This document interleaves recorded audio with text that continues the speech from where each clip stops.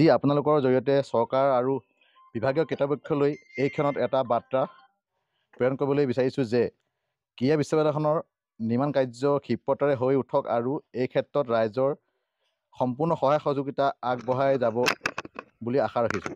কিন্তু বৰ্তমান যিকেইটা কোম্পানীয়ে বিভাগীয় কৰ্তৃপক্ষৰ পৰা নিবিদা লাভ কৰিছে বা লাভ কৰি আহিছে, তেওঁলোকক স্থানীয় দুই এজন ব্যক্তিগত মুনাফা আদায় কৰাৰ চেষ্টা কৰাৰ লগতে কোম্পানীকো বিপথে পৰিচালিত কৰাৰ চেষ্টা কৰিছে। তেওঁলোকেই নিজে এজন দুজনৰ কাৰণে স্থানীয় এই ক্ৰীড়া বিশ্ববিদ্যালয়খনৰ গঢ়লৈ উঠা নাই, সেইটো স্পষ্ট কথা হৈ পৰিছে। স্থানীয় নিবনুৱা যুৱকসকলক সৰু সুৰা কামৰ জৰিয়তে নিজকে সংস্থাপিত কৰিম বুলি আশা বান্ধি ৰাখিছে। সেইসকলক বঞ্চিত কৰি যি দুষ্কৃতিকাৰী মুনাফালোভী এজেণ্ডাৰে বহিৰাগত বনিয়া গোষ্ঠীৰ লগত কাম কাজসমূহ কৰাৰ বাবে চেষ্টা কৰিছে, এই অপশক্তিক চৰকাৰ আৰু প্ৰশাসনে নাকি লগাই আৰু কামৰ ক্ষেত্ৰত এটা সুন্দৰ পৰিৱেশ গঢ়ি তুলিবলৈ সমূহ ৰাইজৰ হৈ বিনম্ৰতাৰে অনুৰোধ জনাইছোঁ।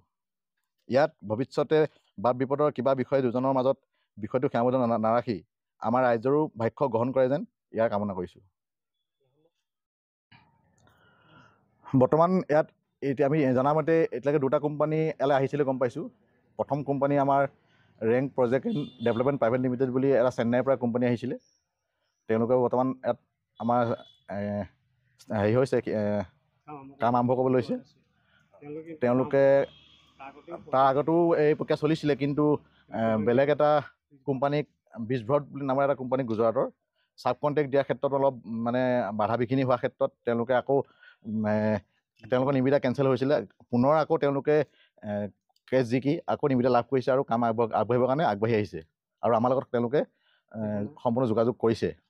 আৰু দ্বিতীয়তে আৰু এটা কোম্পানী চাৰ্চ বুলি আমাৰ গুৱাহাটীৰ কোম্পানী এটা আহিছে।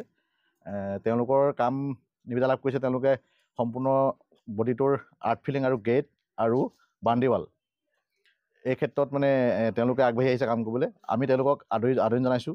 তেওঁলোকৰ কাম কাজখিনি আমি যেন সুচাৰুৰূপে হৈ যায়, তেওঁলোকে আমাৰ সহায় সহযোগিতা লৈ যাতে কাম আগবঢ়ায়, আমাৰ গাঁৱৰ ৰাইজক যাতে সৰু সুৰা যিবিলাক আমাৰ ল'ৰাই আশা কৰি আছে, কোনোবাই মাটি পেলোৱা, কোনোবাই শিল পেলোৱা, বালি পেলোৱা, এই সুবিধাকণ যাতে তেওঁলোকে কৰি দিয়ে, তাৰে আমি কামনা কৰি তেওঁলোকক আমি অৱগত কৰিছোঁ। আৰু তেওঁলোকৰ কোম্পানীৰ ফালৰ যিটো ৰেট, সেই ৰেটবিলাক আমাক যাতে তেওঁলোকে প্ৰদান কৰে, তাৰ পক্ষে আমি তেওঁলোকক যোৱাকালি অনুৰোধ জনোৱা হৈছিলে। তেওঁলোকে আমাৰ লগত যোগাযোগ কৰিম বুলি আমাক কথা দিছে। বাহিৰা শক্তি মানে আমি পোনপোনে ক'ব গ'লে আমি যোৱাকালি যিটো সন্মুখীন হৈছিলোঁ, আপোনাৰ চাৰ্চ কোম্পানী, তেওঁলোকৰ পৰা দুজন ব্যক্তি আহিছিলে। তেওঁলোকে শিল বালি লৈ আহিছিলে আৰু যোৱাকালি আমাৰ ভূমি পূজনো হৈছে। আমি তাত বিৰোধ কৰা নাই, কিয়নো আমাৰ এখন অতি সোনকালে আমাৰ গঢ়লৈ উঠাত আমি সম্পূৰ্ণ আশা কৰি আছোঁ। গোটেই আমাৰ গাঁওবাসী ৰাইজে, চাবুৱাবাসী ৰাইজে, আমাৰ অসমবাসী ৰাইজে আশা কৰি আছে। কিন্তু তেওঁলোকৰ আমাৰ যিখিনি সৰু সুৰা শিল বালি, এই বস্তুটো যাতে আমাৰ গাঁৱৰ নিবনুৱা ল'ৰাখিনিক অলপ কাম কাজ কৰিবলৈ আদায় কৰি দিয়ে, আমি তাৰ কাৰণে তেওঁলোকক যোৱাকালি আমি আবেদন জনাইছিলোঁ। গোটেই কামখিনি কিয় পিছ পেলাইছিল ভাবে আপোনাৰ স্থানীয় ব্যক্তি হিচাপে? এই ক্ষেত্ৰত PWD অলপ হেমাহি আছে। PWD তেওঁলোকক কোম্পানীয়ে কয় আমাক PWDয়ে আমাক ড্ৰয়িংখন দিয়া নাই আৰু তেওঁলোকে কয় আমাক কাম আৰম্ভ কৰিলে ড্ৰয়িং দিব। এতিয়া তেওঁলোকৰ বিভাগীয় কৰ্মকৰ্তাৰ কাম কিদৰে আগবঢ়াই গৈছে সেইটো আমিতো অৱগত নহয়। কিন্তু আমাৰ ৰাইজৰ ফালৰ পৰা আমি এতিয়ালৈকে হেম্পাৰ দিয়া নাই তেওঁলোকক। এতিয়া যিটো নতুনকৈ কোম্পানী আহিছে, চাৰ্চ ইঞ্জিনিয়াৰিং বুলি যিটো কোম্পানী আহিছে আৰ্ট ফিলিঙৰ কাৰণে, তেওঁলোকে স্থানীয় যিখিনি মিস্ত্ৰী যোগালী আছে বা স্থানীয় যিখিনি কাম কৰা মানুহ আছে, তেওঁলোকৰ অগ্ৰাধিকাৰ সম্পূৰ্ণভাৱে দিয়া নাই। সম্পূৰ্ণভাৱে নিদি তেওঁলোকে কি কৰিছে, বাহিৰৰ পৰা মানুহ লৈ আহিছে, মানুহ লৈ আহি ইয়াত কাম কৰিবলৈ লৈছে। আৰু আমাৰ যিটো স্থানীয় যিটো ৰেট আছে, সেই ৰেটটোৰ মতে তেওঁলোকক আমি ৰেট দিবলৈ আহ্বান জনাইছোঁ। তেওঁলোকক আমি যিটো স্থানীয় আমাৰ যিটো চলি আছে ৰেট, সেই ৰেটটো দিবলৈ নিৰ্ধাৰণ জনাইছোঁ। আৰু তেওঁলোকে যি মাটি পেলোৱা তেওঁলোকে আছে, মাটিৰ কাম হ'ব ইয়াত, যিহেতু তেওঁলোকৰ মাটিৰো আমি উচিত মূল্য এটা দিবলৈ আমি অনুৰোধ জনাইছোঁ। এই ক্ষেত্ৰত কিন্তু দুজনমান গাঁৱৰ ব্যক্তিহে আমাক ৰেটটো নিৰ্ধাৰণ কৰি দিছে বা ৰেটটো কৈছে আমাক।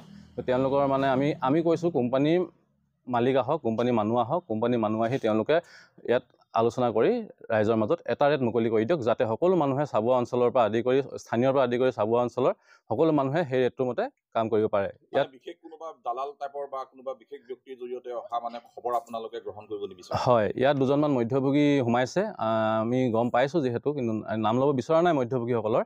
মধ্যভোগী যাতে নোসোমায় এই ক্ষেত্ৰত আপোনালোকক সকলোকে এই বিষয়ে হয়, এই বিষয়ত মানে এটা আপোনালোকক আহ্বান জনাইছোঁ যে আপোনালোকে সম্পূৰ্ণ দৃষ্টি নিবদ্ধ কৰক এই বিষয়ত।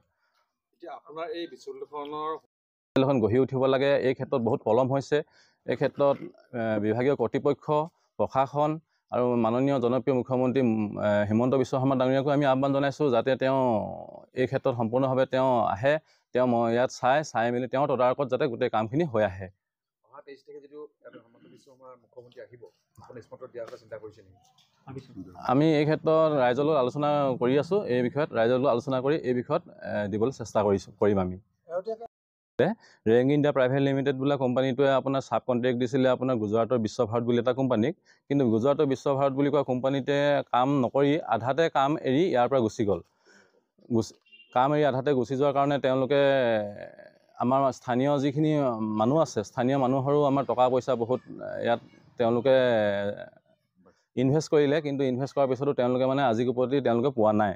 এতিয়া যিটো বৰ্তমান ৰেংক ইণ্ডিয়া প্ৰাইভেট লিমিটেডে নিজে আহিছে, আকৌ নিজে আহি তেওঁলোকে এই কামখিনি কৰিম বুলি কৈছে, যিহেতু সেইকাৰণে আমি আদৰণি জনাইছোঁ তেওঁলোকক, আৰু আদৰণি জনাই তেওঁলোকে আগৰ যিটো পাবলগীয়া পইচা আছে তাৰ 50% ৰিলিজ কৰিম বুলি কৈছে। সেইটো কাৰণে আমি তেওঁলোকক কৈছোঁ যে আহক আপোনালোক কাম কৰক, আমি সদায় তেওঁলোকক আদৰণি জনাইছোঁ। এজন মানুহ আহিছে ইয়াত চিলাপথাৰৰ পৰা এজন মানুহ আহি ইয়াত গিটি, বল্ডাৰ, চেণ্ড গ্ৰেভেল এইবিলাক পেলাইছে, কিন্তু আজি প্ৰতি কণ্ট্ৰেক্টাৰ বা চাৰ্জ ইঞ্জিনিয়াৰিং যি কোম্পানী আছে তেওঁলোকে আমাৰ স্থানীয় ব্যক্তিসকলৰ লগত, স্থানীয় যুৱকসকলৰ লগত কোনো যোগাযোগ হোৱা নাই। যোগাযোগ নকৰাকৈ তেওঁলোকে কিভাৱে তেওঁলোকে কামটো কৰিছে সেই বিষয়ে আমি কোম্পানীক সুধিছোঁ, কিন্তু কোম্পানী আজিলৈকে আমাক জনোৱা নাই এই বিষয়ে একো। সেইসকলক ব্যক্তি ক'ব বিচাৰোঁ যে আমাৰ ইয়াত স্থানীয় যিহেতু ব্যক্তি আছে, তেওঁলোকে স্থানীয় ব্যক্তিসকলৰ লগত কথা পাতক, কথা পাতি তেওঁলোকে এটা উচিত মূল্যহে কামটো নিৰ্ধাৰণ কৰক, উচিত মূল্যতহে কামটো আমি যাতে কৰিব লাগে, যাতে সকলো মানুহে কাম কৰিব পাৰে। ইয়াত সকলো স্থানীয় চাবুৱা অঞ্চলৰ সকলো মানুহে কাম কৰিব পাৰে, ইয়াত এনেকুৱা এটা উচিত মূল্যহে হ'ব লাগে।